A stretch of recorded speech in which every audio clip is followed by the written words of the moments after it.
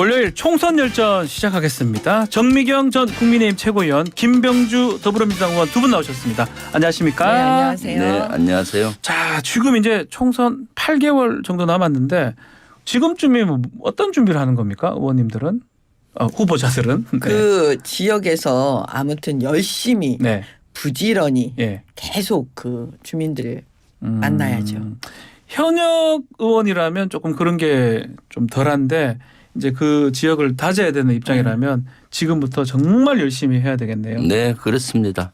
저 지역은 남양주 을 지역인데. 남양주 을 지역 예. 현역 의원 있지 않습니까? 네, 현역 의원 있죠. 그래서 예. 지금까지는 권리당원 신규 모집이 가장 키였고요. 예. 이제 7월 말에 마감이 됐습니다. 네.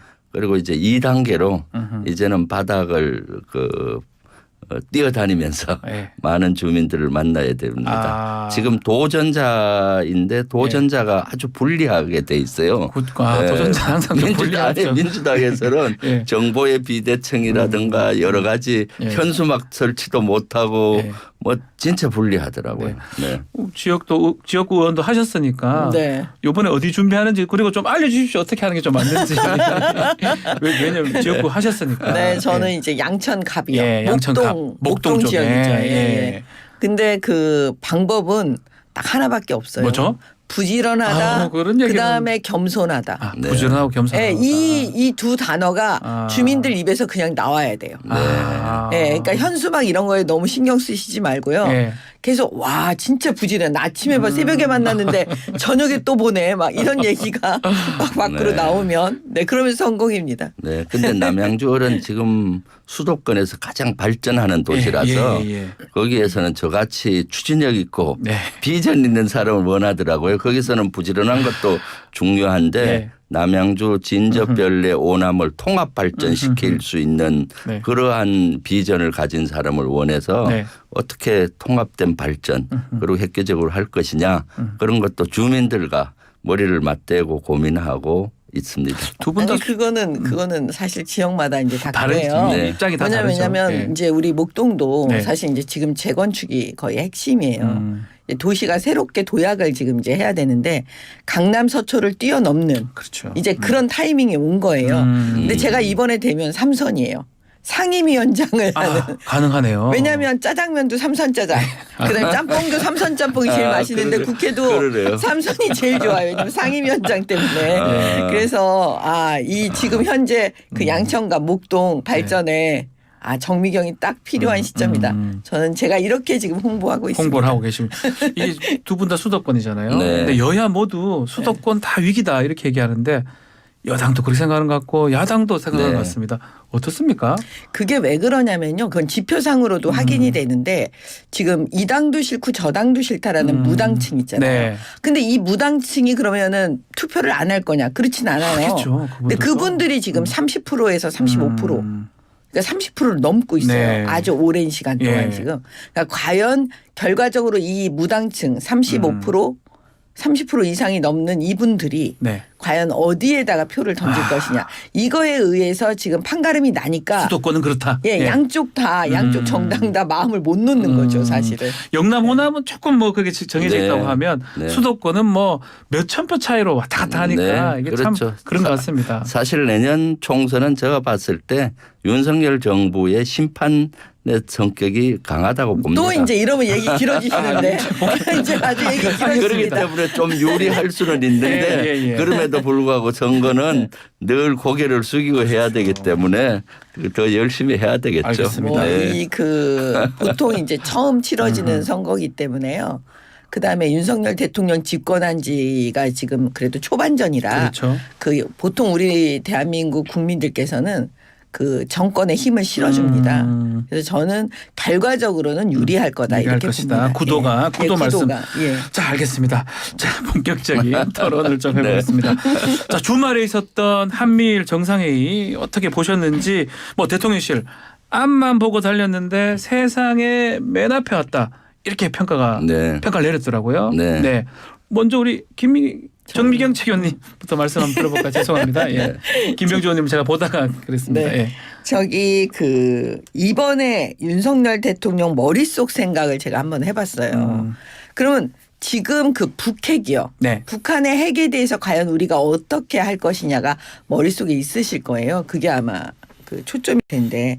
그러면 결과적으로 뭐냐면 그 한미 동맹 그러면 한일 관계도 사실은 올려놔야 되는 거예요. 네. 문재인 정권에서 이 한일 관계가 거의 망가진 상태였기 때문에 한일 관계를 올려놔야지 기본적으로 한미 관계도 튼튼해지잖아요. 네. 그러면 한미일 이 3국 간의 협력이 없이는 사실은 북핵의 그 위협에 대해서 가장 좋은 방법을 만들어내기는 되게 어렵다라고 보여지는 거죠. 네. 그래서 이번 회담이 굉장히 중요하다고 저는 보는 거예요. 왜 그러냐면 사실 지금 우리는 주한미군이 거의 이제 그 한강 이남으로 다 내려가지 않았습니까? 평택에 있습니다. 그렇죠. 예. 내려간 상태이기 때문에 북한의 유사시에 북한에 진짜 뭐 어떤 일이 벌어졌을 때 가장 먼저 우리를 도울 수 있는 나라가 미국입니다. 근데 그 미국의 전략 무기, 미군 기지가 유엔사 후방 기지라고 얘기는 하지만 미군 기지가 대부분 지금 어디에 가 있냐면 일본에 있어요. 주일. 네. 예. 7개의 그 기지가 지금 일본에 있는데 네. 거기에 전략 무기가 다 있어요. 다 아시는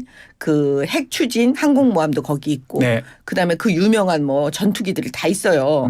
그러니까 그게 딱 뜨면 한두 시간 내에 북한을 딱 들어가는 거잖아요. 네. 그래서 제가 볼 때는 일본의 협조 없이 100%그 미군의 그 전략 무기가 우리를 위해서 쓰여질 거냐. 그래서 미국이 계속 우리에게 일본하고 잘 지내라 이런 거 아니겠습니까? 네. 그래서 이제 그런 의미에서 이번에 한미일은 완전히 성공적이다.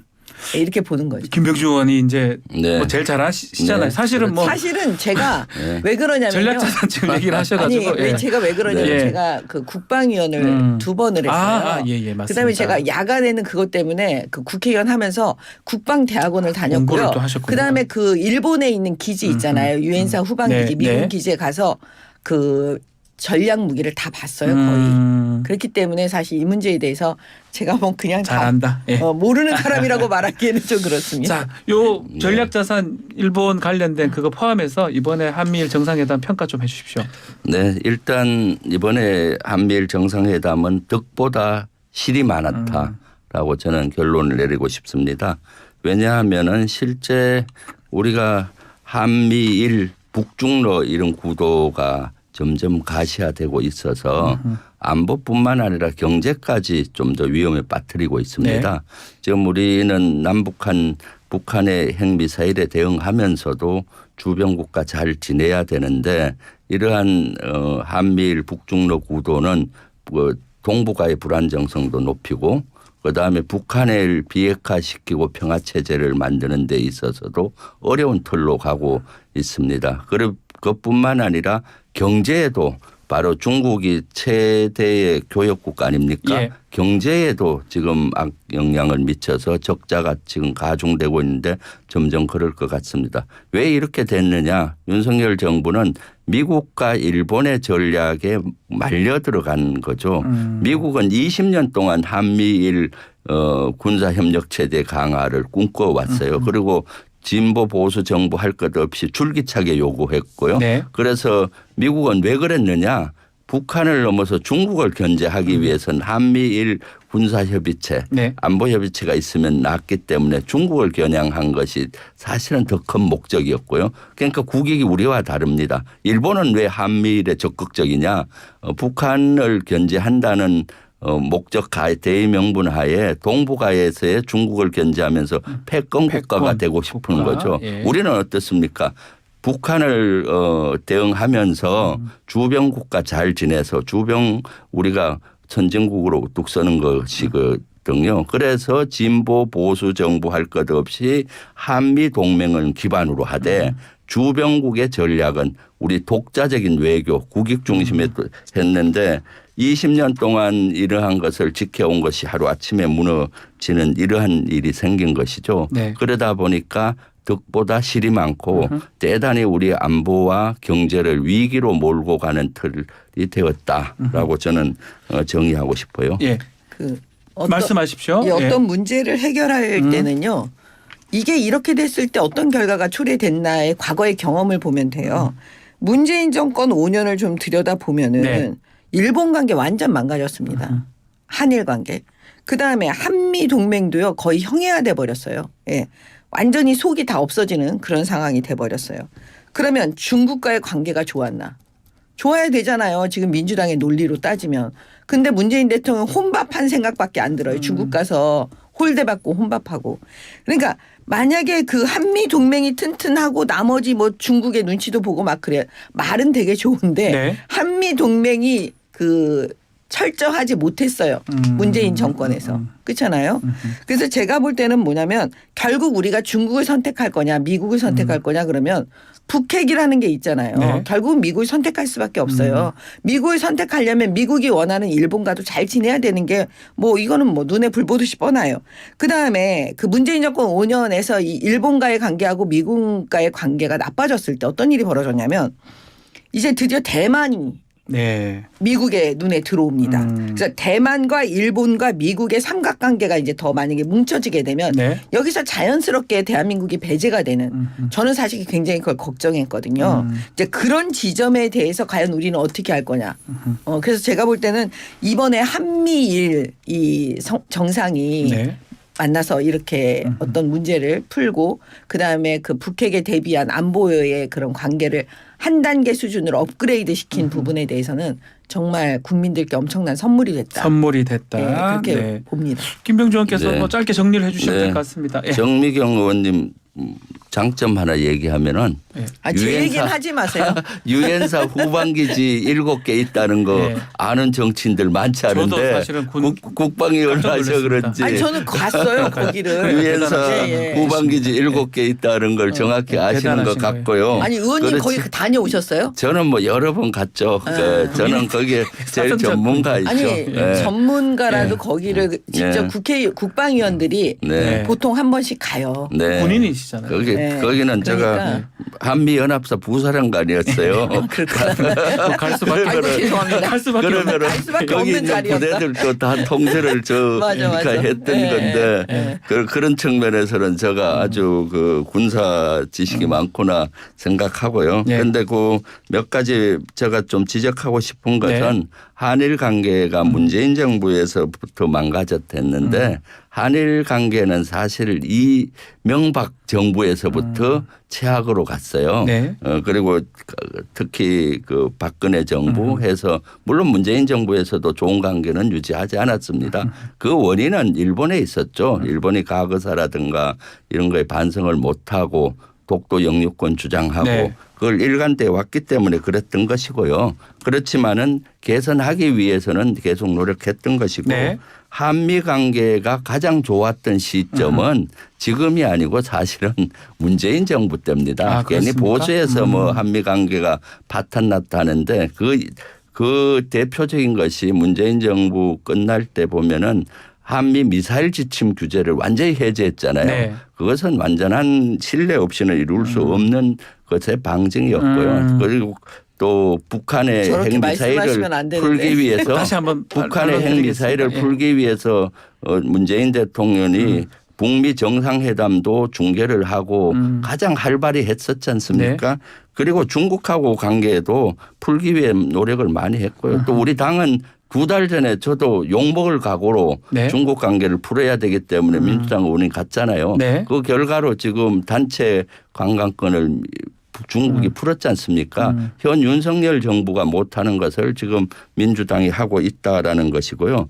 양안 문제라든가 또 저런 건데 그것은 전선을 확대하면 안 됩니다. 우리는 안보적으로 북한의 핵미사일 대응과 북한의 도발 대응에 포커스를 맞춰야 되는데 지금 한미일 안보 협의체를 하면서 전선이 늘어났어요. 대만 그 동중국해까지 이런 데서 만약에 분쟁이 일어난다면 우리가 휩쓸릴 수가 있거든요. 그것은 아주 앞 미래 우리의 안보를 위기로 몰고 갈 수 있는 이런 것이죠. 네. 네, 그래서 저는 한미일 정상회담은 덕보다 실이 훨씬 네. 많고 우리를 안보와 경제를 위기로 몰고 가고 있다라고 말씀드리고 싶죠. 정미경 최고위원님 이제 짧게 정리 좀 해주시고 이 주제 넘어가도록 아니 하겠습니다. 예. 문재인 정권 때 한미 동맹이 제일 튼튼했다 이렇게 얘기하면은 그걸 누가 그 믿겠어요. 부분 동의하기 어렵다 이 말씀이네요. 예. 아니, 그렇게 얘기하면 약간 코미디 같은 느낌, 코믹한 느낌이 들 정도인데요. 제가 볼 때는 인정을 하실 건 하셔야 된다고 봐요. 네. 아니 박근혜 대통령이 굉장히 어렵게 한 그 한일 간의 문제를 예. 갖다가 다 뒤집은 분이 문재인 대통령이에요.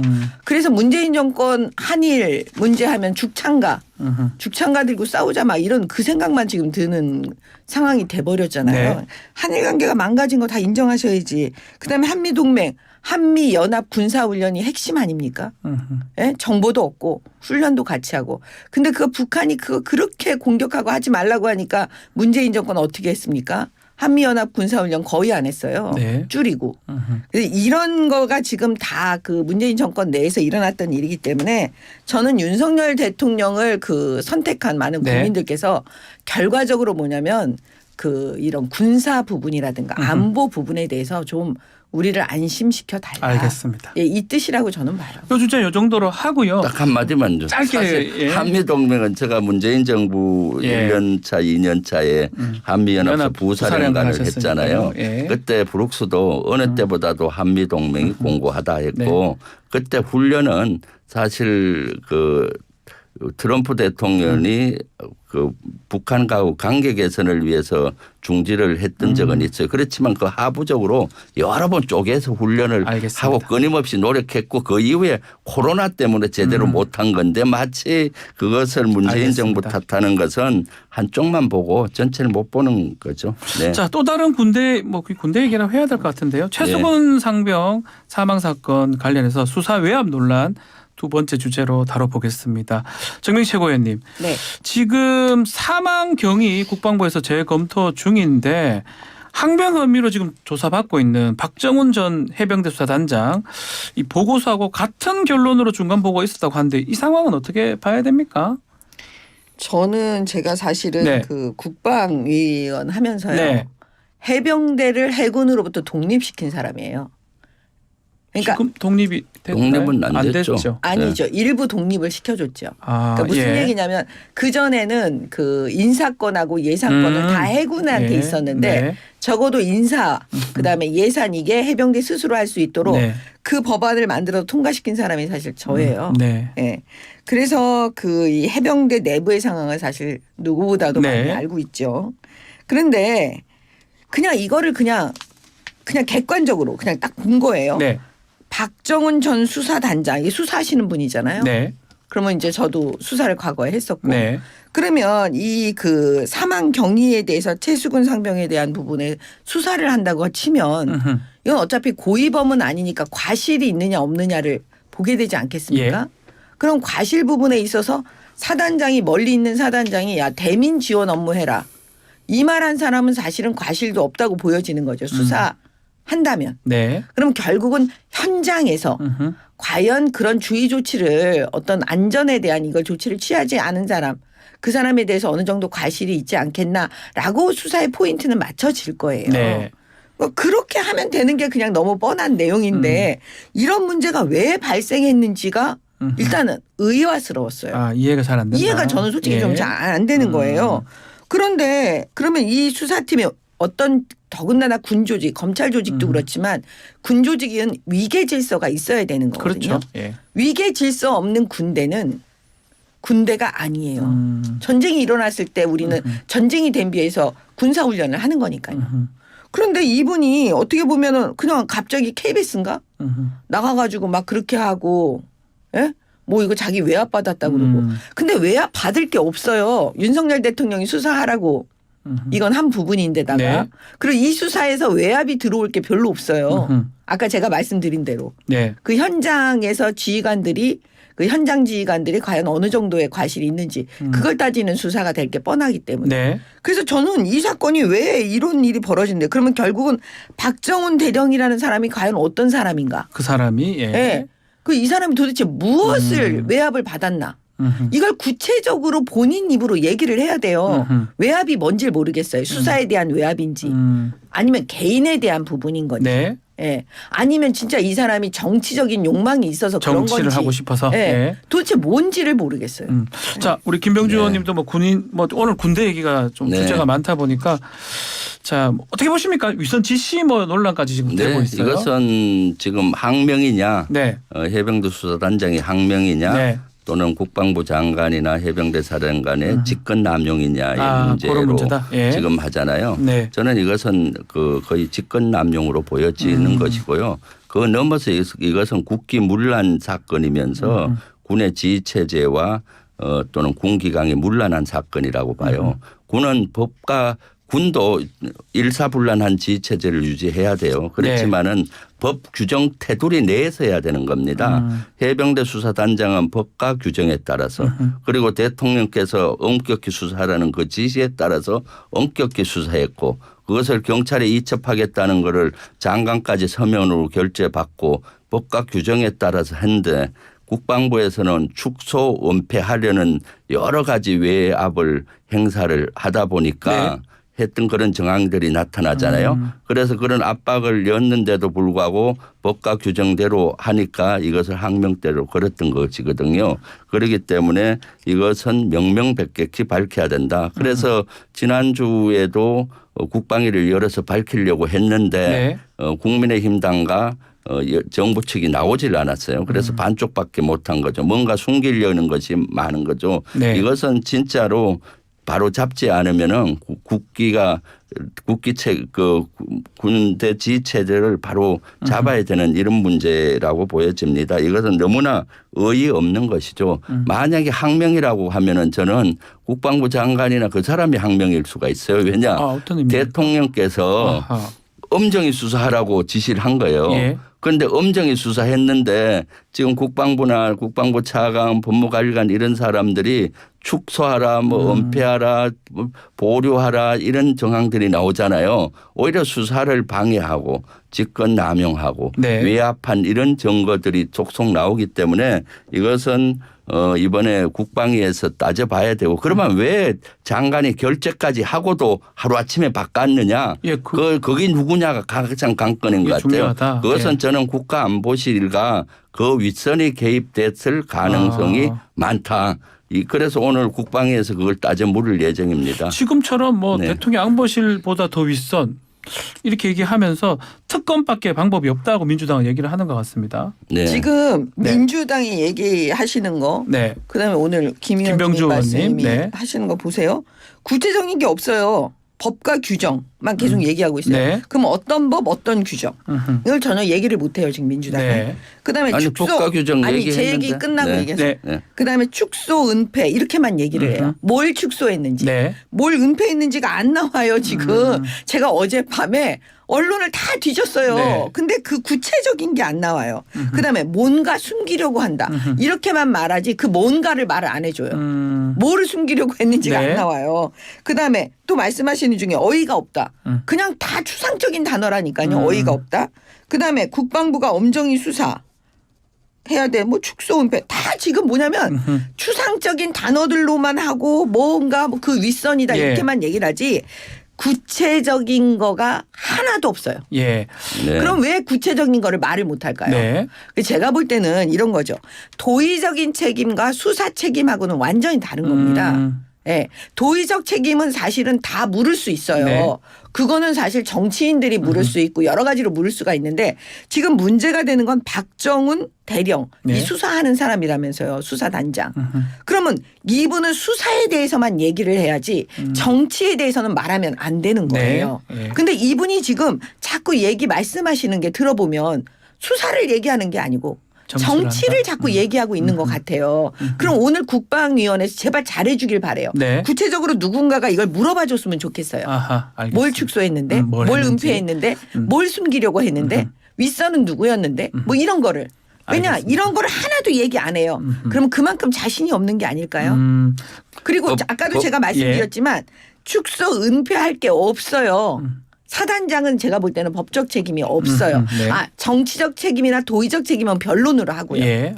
자, 마무리 이제 좀 법과 규정이 없었다, 구체적인 게 없었다는데 추상적이라는데 군사경찰 직무법 시행령 7조에 의하면은 군사경찰을 지휘하는 부대장은 수사의 공정성을 보장하기 위해서 독립성을 보장해야 된다고 나와 있어요. 이미 수사단장이 보고한 그 수사 기록을 경찰에 이첩하잖아요. 그런데 국방부에서는 그 이첩에 가는 자료에서 혐의 사실을 뺐으면 좋겠다. 예. 또는 특정인을 뺐으면 좋겠다. 이렇게 자꾸 했던 정황들이 나와요. 그런 게 이제 그것이 직권남용이다? 독립성을 훼손하는 거고 직권남용인 것이고요. 외압의 증거도 이것은 예를 들어 보류하라고 했는데 지시를 안 해서 네. 지시를 안 받아서 항명죄로 했다고 하지 않습니까? 네. 지시를 심플합니다. 군대선 장관이 지시하고 해병대 사령관한테 네. 문서로 한 장 장관 지시사항 보류할 것 했으면 됐는데 네. 이것이 본인들도 직권남용의 여지가 있는지를 알 거예요. 그래서 의도를 전달해서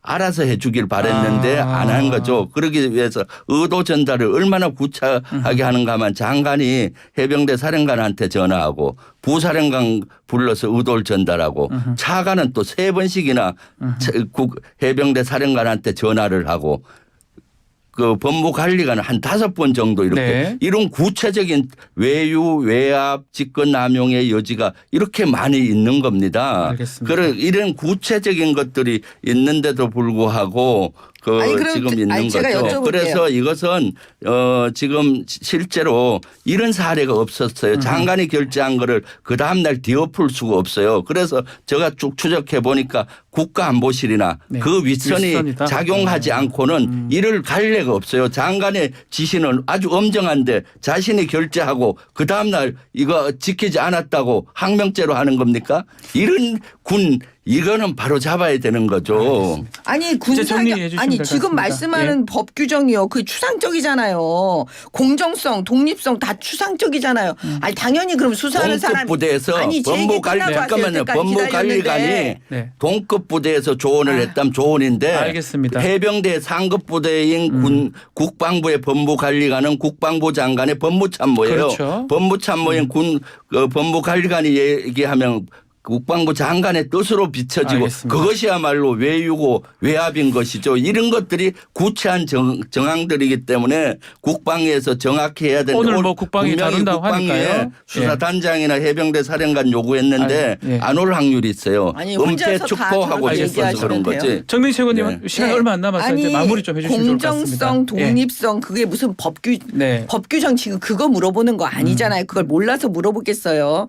지금 말씀하신 대로 특정인을 뺐으면 음흠. 좋겠다 그랬다며요. 네. 그 특정인이 누구냐고요.